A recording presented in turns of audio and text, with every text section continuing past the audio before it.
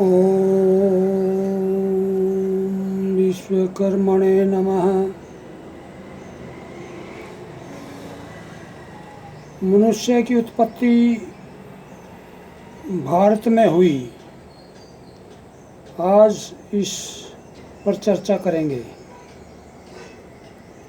एक कथा हिंदू धर्म, इस्लाम और क्रिश्चियन धर्म में सामान्य है कि एक समय प्रलय हुई थी। उसमें हिंदू मनु को, इस्लामिस्ट नूह को और क्रिश्चियन नोआ को मानते हैं कि वही प्रलय में बचे थे। और आज भारत के मुल्ला भी अब कहते हैं कि नूह आदम इस्लाम भारत में ही पैदा हुआ था, उसको लंका में बताते हैं। और शिव को मानते हैं कि वह पृथ्वी का जो पहला प्राणी था वह मनु था। मनु को ही आदम इस्लाम कहते हैं। और वह शिव को आदम पुरुष मानते हैं।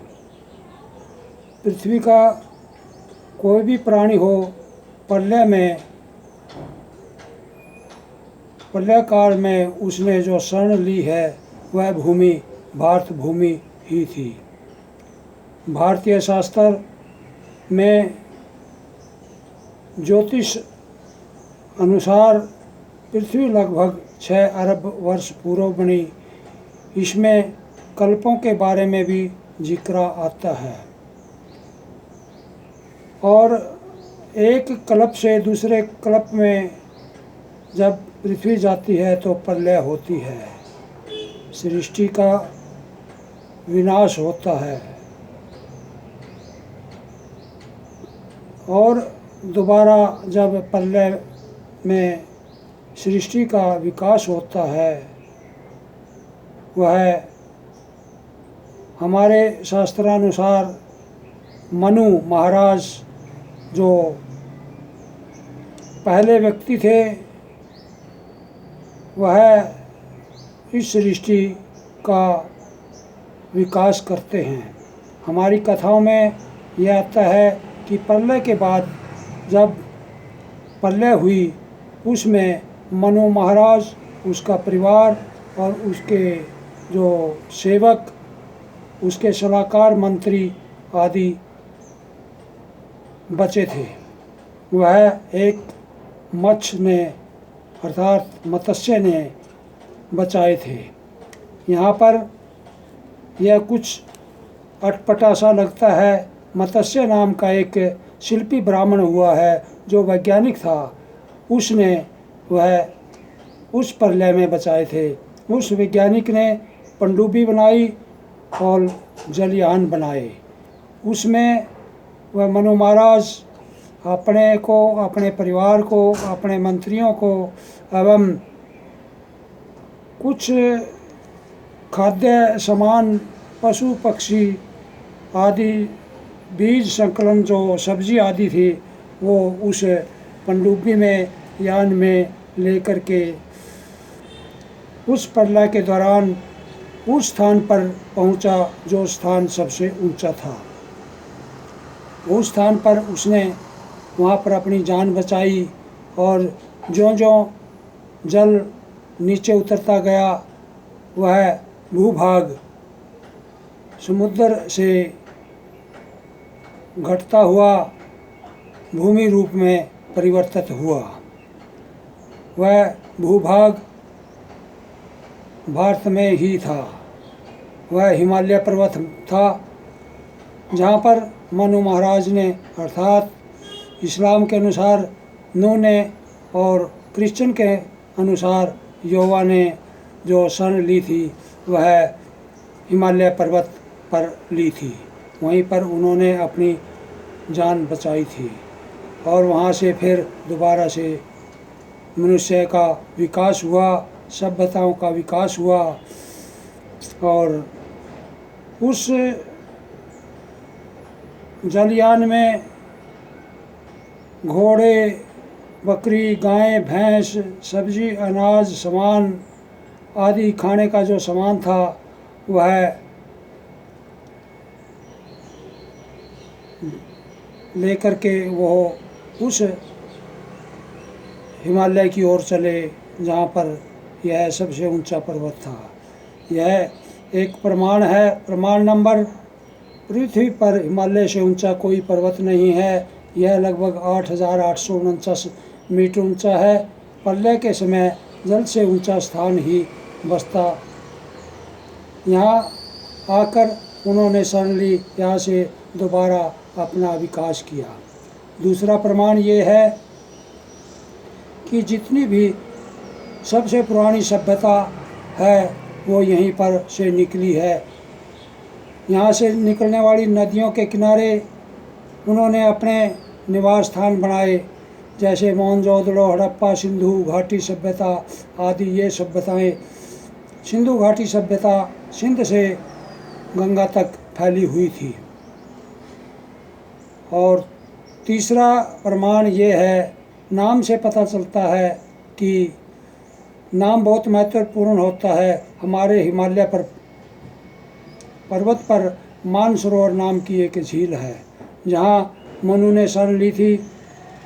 संधि विच्छेद करने पर मनुष्य जमा में उर्वरक, अभिप्राय यह हुआ मनुष्य की पैदाइश। उर्वरक खाद को बोलते हैं, पैदावार को बोलते हैं, उपजाऊ को बोलते हैं। यह झील मनुष्य पैदा करने का कारण बनी।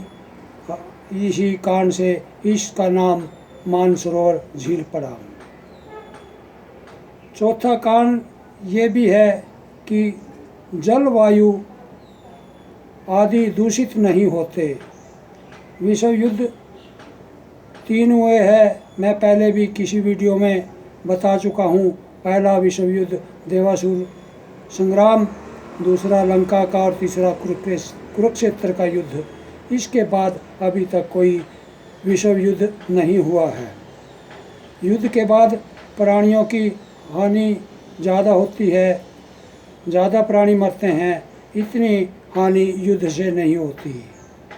इसका कारण यह है रेडियोधर्मिता। जब अस्त्र शस्त्र, एटम बम आदि चलते हैं, उसमें रेडियोधर्मिता के कारण मनुष्य मर जाते हैं। और वायु दूषित, जल दूषित और खाद्य पदार्थ नष्ट होने से भी आदमियों की हानि होती है। बाद में महामारी के कारण प्राणी नष्ट हो जाते हैं। महामारी युद्ध के बाद अधिक आती है। इतना विनाश युद्ध के दौरान नहीं होता। फिर भी हिमालय में जलवायु शुद्ध होती है, वहाँ पर प्राणी बच जाता है। क्योंकि जो गर्म वायु है वो ठंडी अर्थात बर्फ़ की जगह होने से वहाँ पर गर्म जलवायु जाते जाते ठंडी हो जाती है और बर्फ़ के रूप में परिणित हो जाती है। वहाँ तक दूषित वायु नहीं पहुँचती। और हिमालय की कंदराओं में योगी पुरुष जो अपने सांस को रोकते हैं, प्राणायाम जानते हैं और योग साधना जानते हैं, वही लोग ज़्यादा से ज़्यादा सुरक्षित रह सकते हैं। अर्थात ऊंचे स्थान से पानी नीचे की ओर आता है, वहाँ पर पीने लायक पानी भी होता है, क्योंकि वहाँ तक उल्टा पानी नहीं बहता। वहाँ से जो शुद्ध पानी है वो नीचे की ओर आता है। इसलिए यहाँ पर जो वनस्पति आदि एवं खाद्य पदार्थ है वो भी हिमालय की गोद में सुरक्षित रहते हैं। ये मुख्य जो 4 कारण है जो मैंने बताए हैं। मनुष्य जो जिसका विकास हुआ है, जिसका उत्पत्ति हुई है, वह मानसरोवर झील हमारे ही इस देश से दोबारा से कल्प के बाद अर्थात प्रलय के बाद यहीं से उत्पत्ति हुई है। और हिमालय पर्वत ऊंचा होने के कारण इसके चारों ओर जो पानी गया है नदियों से, और उनके साथ साथ जो सभ्यताएं गई है, मैं पहले भी एक वीडियो में बता चुका हूँ। विश्वकर्मा के जो 5 पुत्र हैं, अर्थात 5 नस्लें हैं, वो विश्व की सभी नस्लें हिमालय पर्वत से चारों दिशाओं में फैली है। जैसे आर्य जो लोग हैं वो मध्य एशिया या भारत में, और नेग्रो लोग जो अफ्रीका साइड में या दक्षिणी भारत में मिलते हैं। एंग्लो इंडियन जो अमेरिका में मिलते हैं, और यूरोपियन इंडियन लोग जो यूरोप में मिलते हैं। और एक जो नस्ल है मंगोल, वो साइबेरिया और चीन के उत्तरी भाग में मिलती है। अर्थात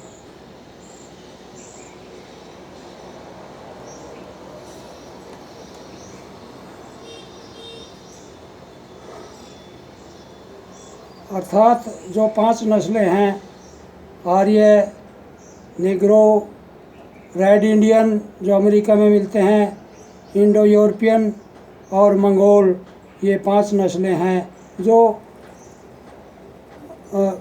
नदियों से, जो नदियाँ हिमालय तरफ से चारों ओर गई है, उनके साथ साथ ये भी उसी ढंग से पृथ्वी पर फैल गए। और वातावरण के कारण, जलवायु के कारण, अधिक गर्मी सर्दी होने के कारण इनके रंग रूप एवं कद काठियों में कालांतर में बहुत अंतर आ गया। इसलिए हम ये कह सकते हैं कि ये हमारी जो भारत भूमि है, ये श्रेष्ठ भूमि है, ये आर्यों की भूमि है, यही हमारी वास्तविक भूमि है। यहीं से मनुष्य चारों दिशाओं में पृथ्वी पर गया है। और जो आजकल नाना प्रकार की जो थ्योरियाँ बनाते हैं, वह निराधार हैं। यहाँ का मूल निवासी आर्य ही है, और यहीं से मनुष्य मात्र सारी पृथ्वी पर फैले हैं। मेरे जो ये विचार हैं, मेरे ये अपने विचार हैं, तो श्रोताओं को इन पर मनन करना चाहिए। यदि मेरे विचार आपके समझ में आते हैं तो इस वीडियो को लाइक करें, शेयर करें, और मेरे मनोनुभव चैनल को सब्सक्राइब भी करें। इति ओम शम।